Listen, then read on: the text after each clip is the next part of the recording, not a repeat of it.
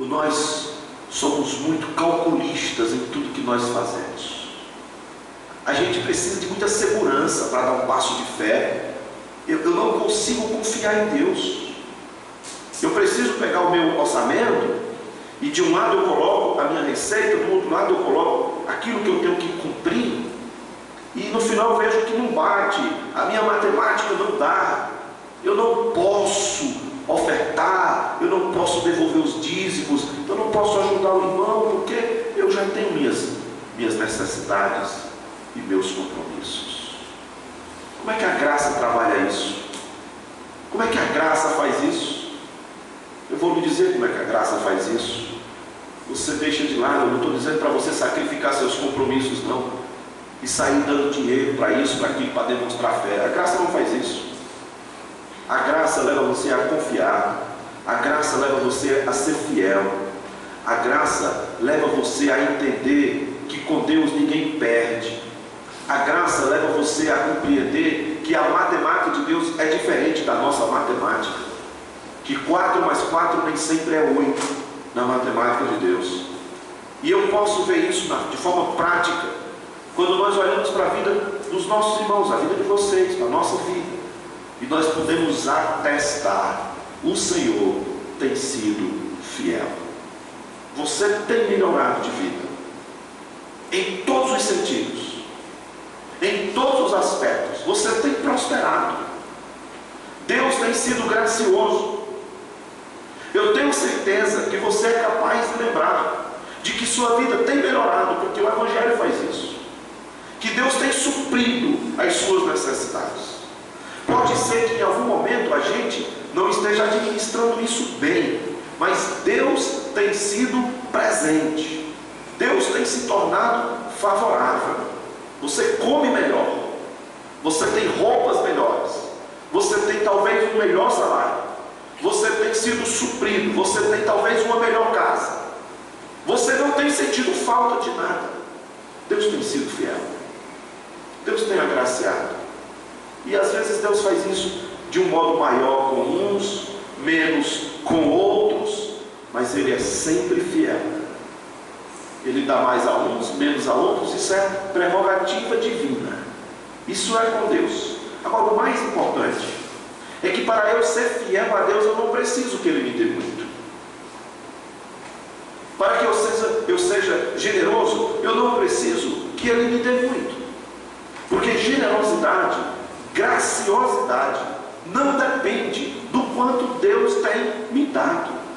É uma questão do coração. Então, aonde nós temos colocado o nosso coração? O valor das pessoas, o valor das coisas. Será que nós temos criado muitas raízes aqui, como se esse mundo fosse o nosso destino final? Não é bom criar muitas raízes aqui, porque você não vai ficar aqui. Então você nem precisa dessas raízes. Mas Jesus disse: ajuntai para vós outros tesouros no céu. Lá é seguro. O ladrão não rouba, a ferrugem não corrói. O tesouro seu lá é eterno. Então não precisa criar raízes aqui. É o nosso coração, irmãos. No final das contas, a questão não é dinheiro. No final das contas, a questão não são os recursos. Deus vai levantar pessoas. Se nós formos infiéis para com a obra missionária não deixará de ser feita. Porque o Deus da obra missionária é o Deus do ouro e da prata, dono de tudo. Se não é comigo, vai ser com outro. Se eu não estou querendo o privilégio de participar da assistência aos santos, como o texto aqui diz, Deus vai levantar outras pessoas, mas a obra vai ser feita. Deus é fiel e Deus tem suprido abundantemente. Número 4, a graça produz pessoas voluntárias. Olha os versos 3 e 4. Porque eles, testemunho eu, na medida de suas posses e mesmo acima delas, se mostraram voluntários, pedindo-nos com muitos rogos a graça de participarem da assistência aos santos. Você percebe o que está acontecendo aqui? Você percebe o que Paulo diz? Olha, esses irmãos, eu estou dando testemunho, não simplesmente na medida de suas posses, mas num esforço tão grande, que era como se eles estivessem querendo doar aquilo que eles nem possuíam, acima da medida delas. Eles se mostraram voluntários. Voluntários. Eles não precisavam ser constrangidos. Eles não estavam nem sendo convidados, porque eles eram profundamente pobres. Eles estavam grandemente atribulados. Eles nem foram convidados a participar da coleta para ajudar os irmãos da Judéia. Foi iniciativa, foi de forma voluntária, foi a espontaneidade do coração comovido, foi a graça, produzindo graça. E eles entenderam que eles poderiam participar, porque aquilo era um privilégio, não era um peso, era uma bênção. Eles entenderam a graça. E no reino de Deus, irmãos, nós todos somos voluntários. Deus convida voluntários. A verdadeira adoração é voluntária. A decisão de amar é um ato voluntário, é livre. Na graça divina, você é livre e espontâneo.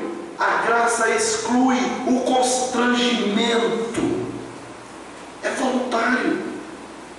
Eu tenho certeza que você não está aqui hoje à noite porque você foi constrangido a vir. Você não está aqui porque foi obrigado a vir. Eu também não fui obrigado. O fato de você estar aqui hoje à noite já é a operosidade da graça. Alguma coisa aconteceu no seu coração. Você julgou ideias e você então tomou uma decisão. E eu entendo que se você está aqui é porque você compreende que estar aqui hoje à noite, neste lugar, era a melhor decisão que você tinha a tomar. Você queria ouvir, você queria cantar, você queria adorar, você queria aprender mais, expressar seu amor de alguma forma pela pessoa de Deus. Você não está aqui por mim, você está aqui por causa de Deus, porque você ama a Deus. Então isso já é graça, e você fez isso de forma voluntária. Eu entendo que muitos fizeram um sacrifício maior para estarem aqui, que muitos fazem um sacrifício maior para servir em determinados ministérios. O que Deus colocou no coração de Fernando, da sua esposa, sem dúvidas, é um sacrifício muito maior do que talvez o que Deus tem colocado no seu coração e no meu coração. É um sacrifício menor, não menos importante, mas menor. E assim Deus opera, de acordo com o seu plano, a sua vontade. Mas você faz isso voluntariamente, não é, Fernando? Não é voluntário? Eu tenho certeza, eu conheço Fernando, e eu poderia falar de tantos outros missionários. Você teria outras portas, você teria outras oportunidades. Pela sua capacidade, você poderia ter um bom trabalho, um emprego e servir também ao Senhor, da mesma forma.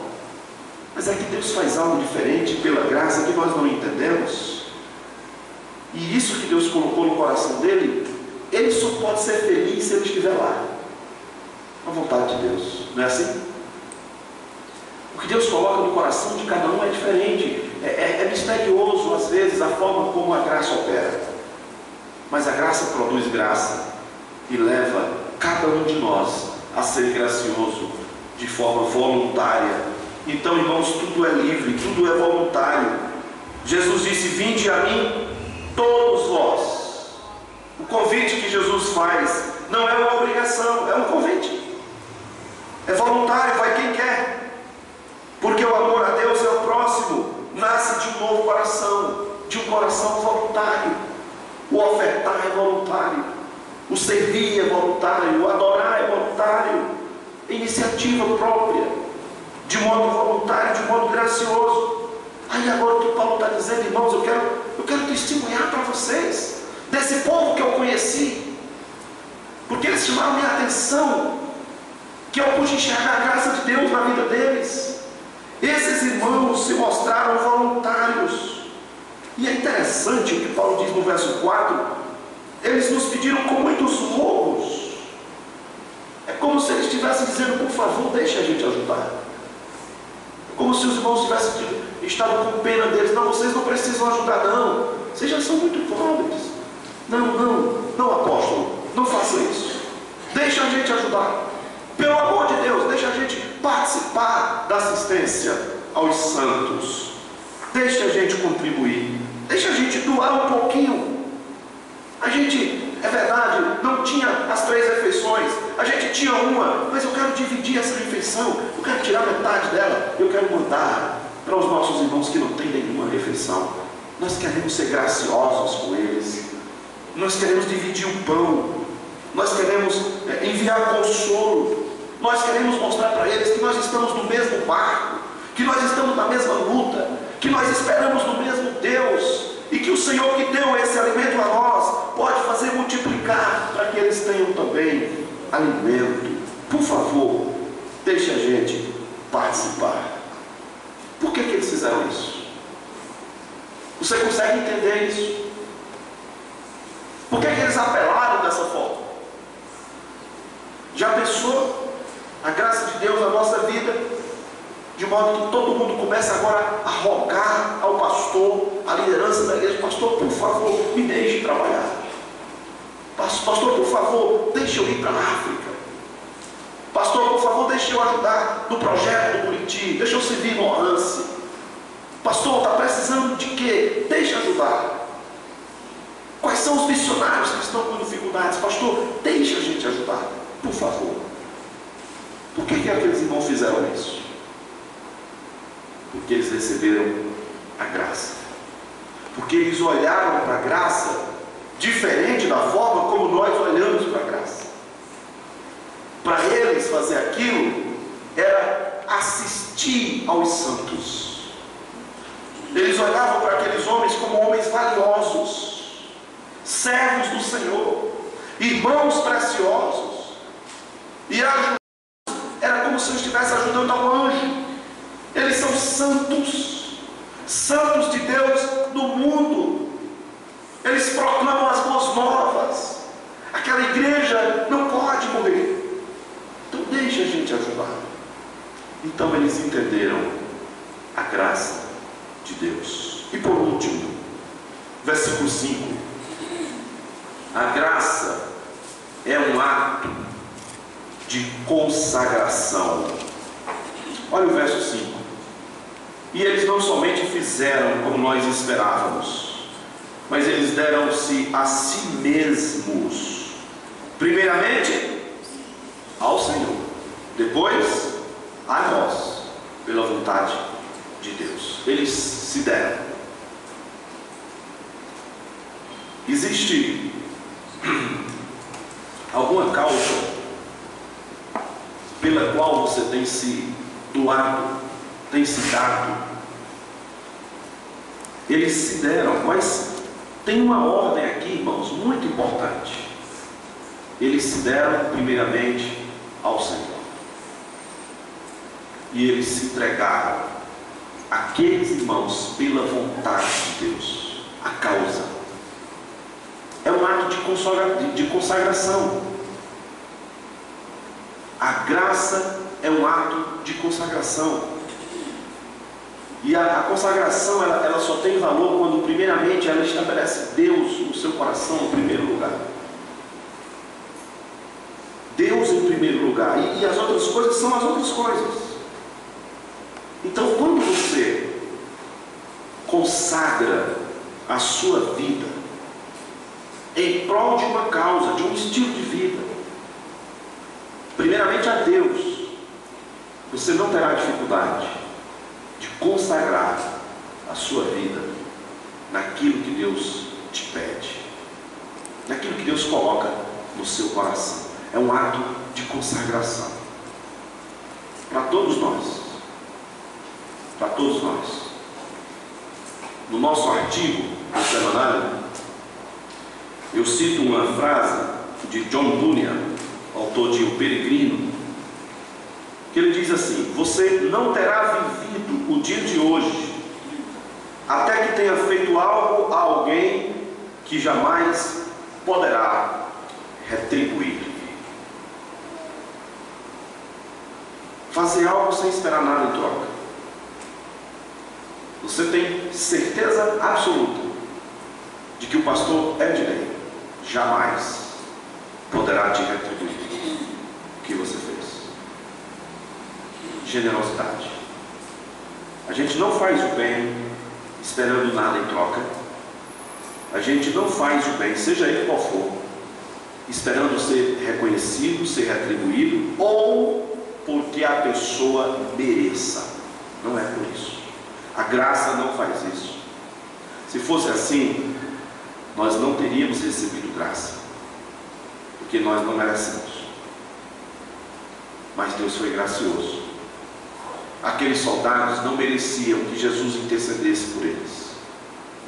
Aqueles homens não mereciam que Jesus lavasse os pés deles. Mas Deus tem sido gracioso com você? Deus tem sido gracioso com a sua casa, com a sua família? Você tem provado da graça de Deus? Tem? Eu tenho certeza que sim. Eu tenho provado da graça de Deus, da graça que providencia, da graça que alimenta, da graça que sustenta, da graça que me salvou. E eu não mereço absolutamente nada. Eu sou pecador igual a você. O meu coração é igual ao seu coração. A natureza pecaminosa que você tem é a mesma que eu tenho. As suas lutas são as minhas lutas. Mas a graça de Deus não levou nada disso em conta.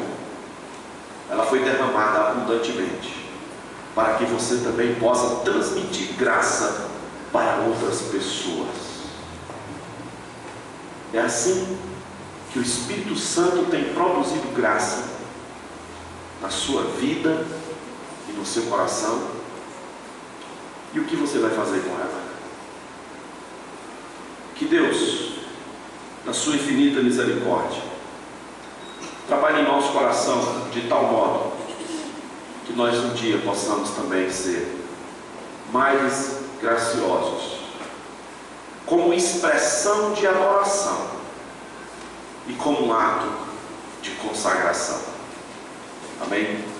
Então vamos orar, vamos agradecer ao Senhor. Amado Pai, nós queremos agradecer e te louvar de coração pela sua graça que tem sido derramada abundantemente na nossa vida. Pai, nós reconhecemos que nós temos recebido muito mais do que aquilo que nós precisamos para viver. E nós te louvamos, porque o Senhor tem nos tratado com graça e não pelos nossos merecimentos. Nós estamos aqui hoje à noite porque o Senhor tem sustentado e preservado nossas vidas. Muito obrigado pela salvação, pela segurança que temos em Cristo.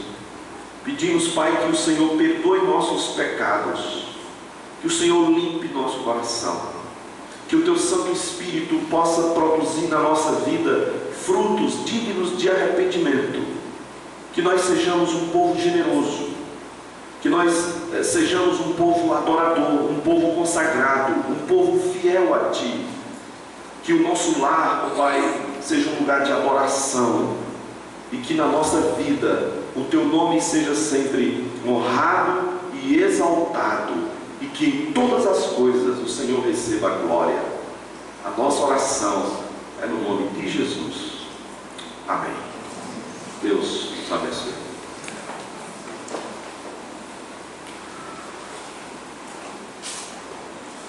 Bem, chegando ao final do nosso culto, nós queremos que os irmãos fiquem de pé. Vamos entoar mais um cântico. Vaso Novo.